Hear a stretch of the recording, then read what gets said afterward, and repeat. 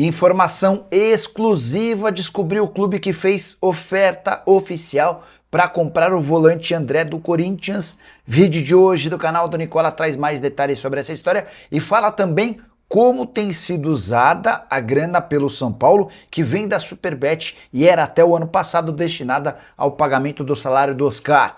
Preciso contar também sobre um bastidor envolvendo Flamengo e Lanús. Jogador importante do time argentino minimizou o tamanho e o peso das contratações rubro-negras. Falo também sobre uma reunião envolvendo o filho do Tite e dirigentes cruzeirenses.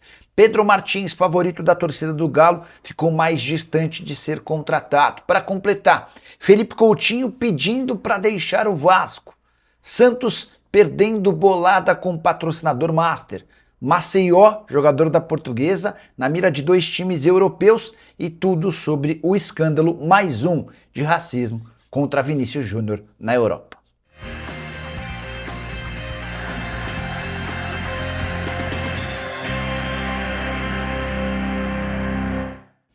Fala aí pessoal, sou Jorge Nicola, bem-vindos a mais um vídeo do canal. Sempre bom ter vocês por aqui, sem perder tempo. Pedir para deixar like, se inscrever no canal e ativar as notificações. Antes das notícias, bora brincar com o palpitão do Nicola. Dica da terça-feira bateu legal. Nessa quarta, preciso da vitória do Arsenal contra o lanterna Wolverhampton na Premier League. Preciso da vitória do Milan ou do empate contra o Como no Campeonato Italiano. E preciso da vitória do St. Gallen ou do empate contra o Lanterna no Campeonato Suíço. St. Gallen é vice-líder por lá. Se esses 3 resultados acontecerem, a gente pega uma odd de 2,18, ou seja, mais do que dobramos o valor da nossa fezinha. Para pegar o bilhete pronto, exatamente com os jogos que eu citei, basta clicar no link do comentário fixo. Faça seu cadastro na mais antiga parceira do canal do Nicola e automaticamente o bilhete aparece para você. Combinado?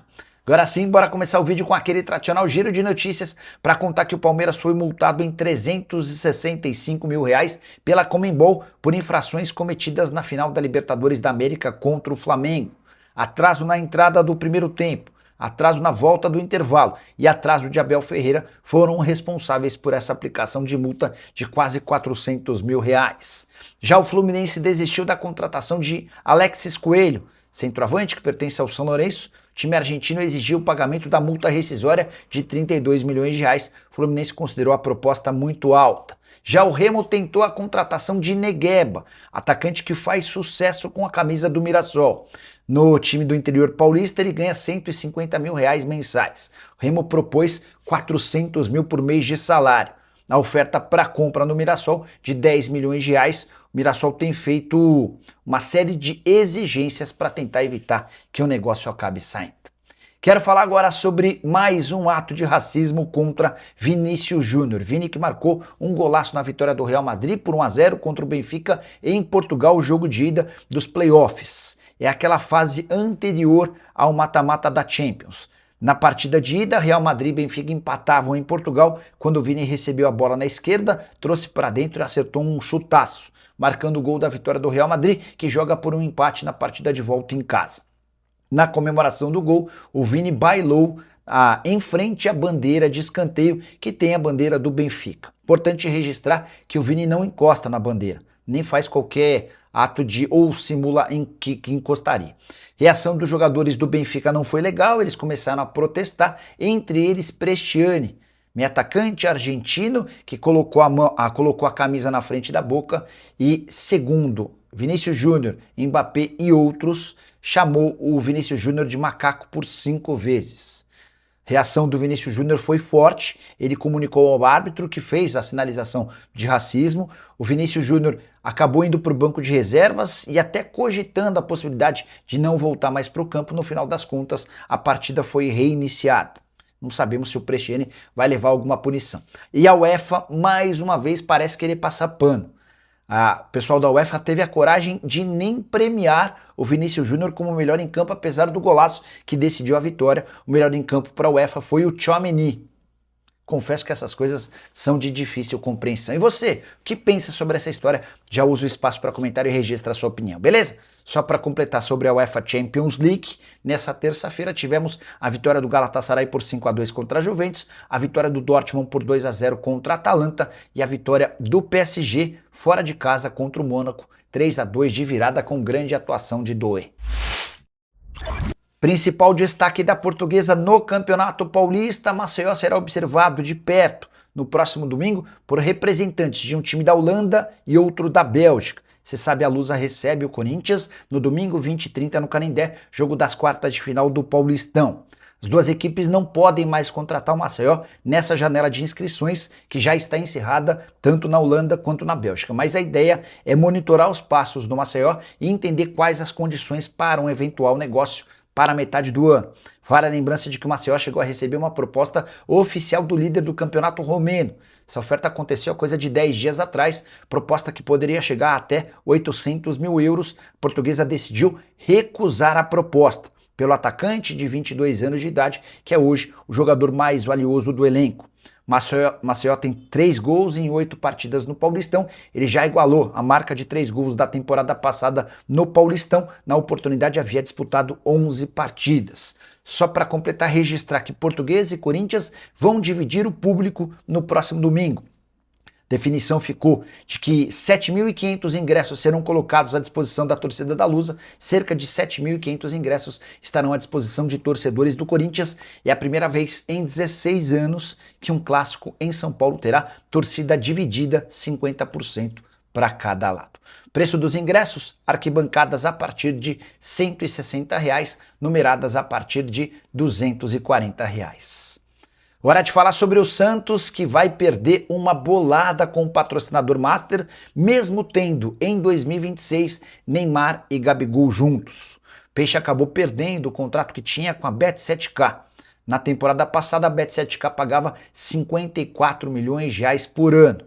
Sem seu parceiro comercial, o Santos foi ao mercado e só conseguiu fechar com a Novibet por R$ 35 milhões fixos por ano, são mais R$ 5 milhões em bônus. Mas o valor garantido é de 35 milhões, uma perda de quase R$ 20 milhões de 2025 para 2026, mesmo com a manutenção do Neymar e com a chegada do Gabigol.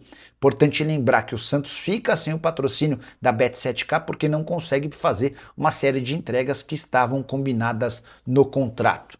Só para completar o noticiário santista, Diego Borges, zagueiro de 21 anos de idade, que jogou na base do Peixe, acaba de trocar o ZTE da Hungria pelo Kansas City da Major League Soccer. Operação de 2 milhões de dólares. O Santos vai ficar com um pouco mais de 1% desse negócio como clube formador.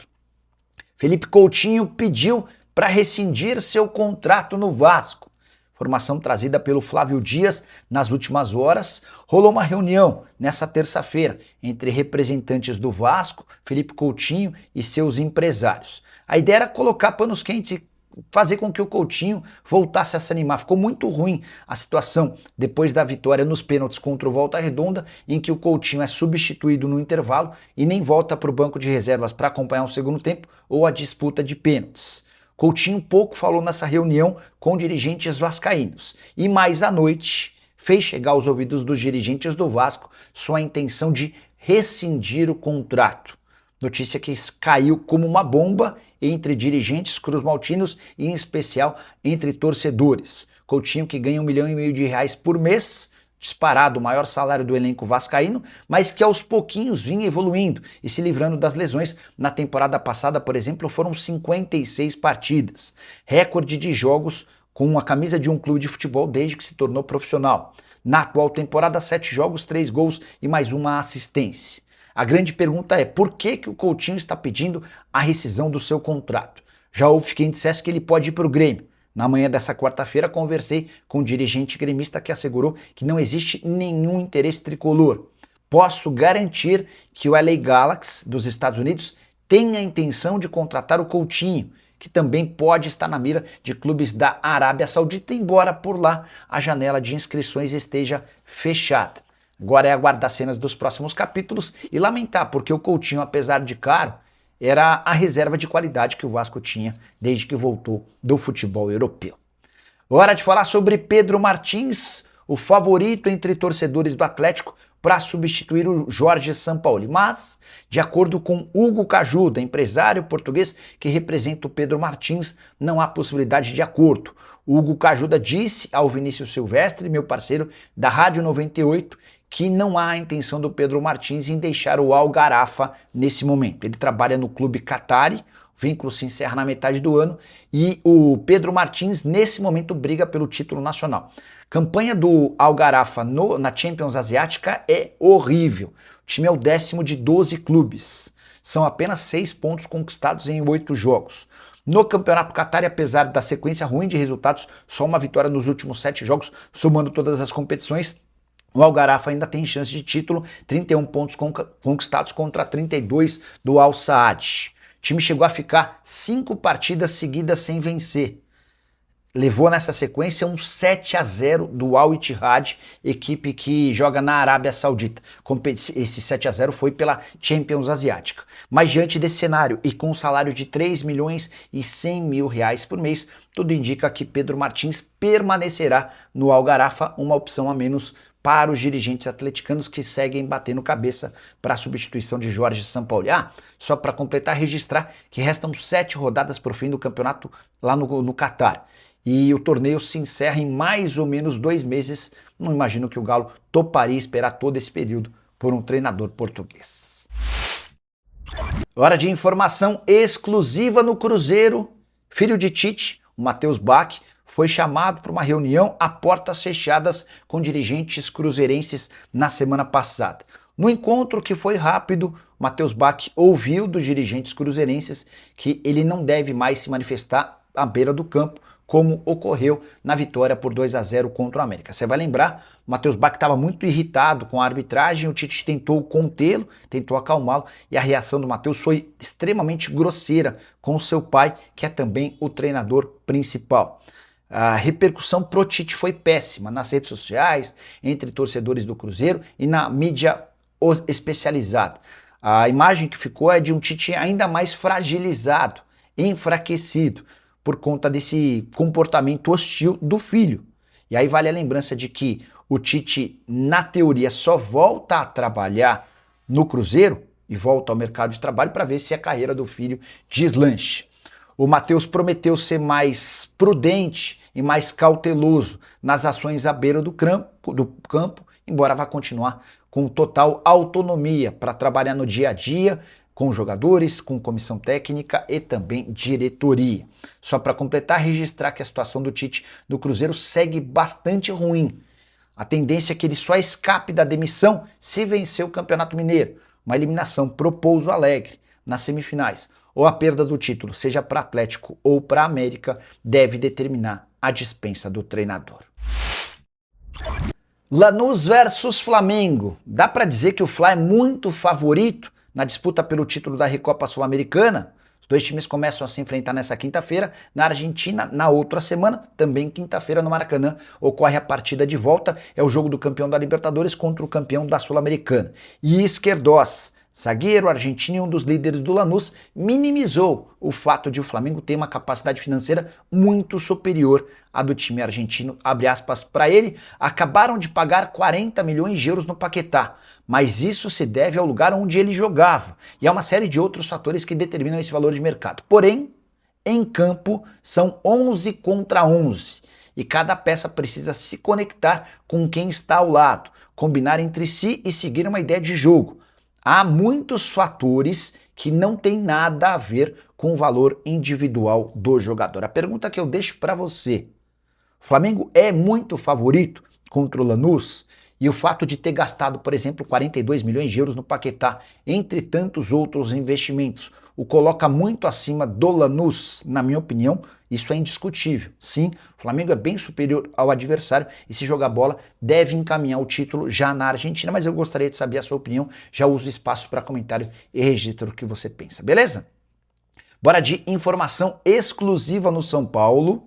Quero contar para vocês como o Tricolor está usando a grana que era destinada pela Superbet ao pagamento de parte dos vencimentos de Oscar.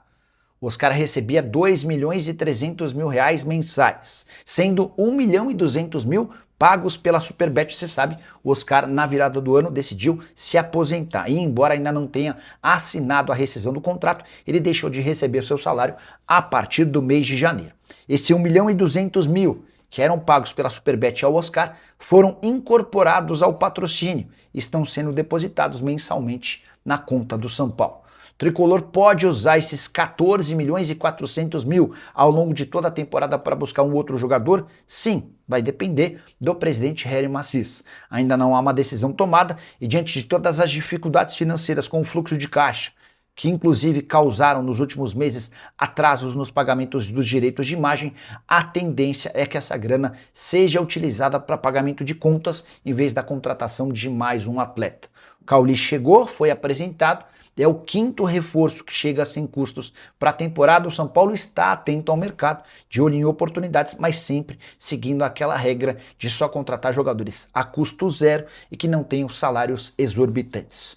Só para completar o noticiário tricolor, contar que a comissão de ética formada no São Paulo fará audiência com Douglas Schwartzman e Mara Casares no dia 23 de fevereiro, ainda sobre aquele escândalo envolvendo a exploração de um camarote.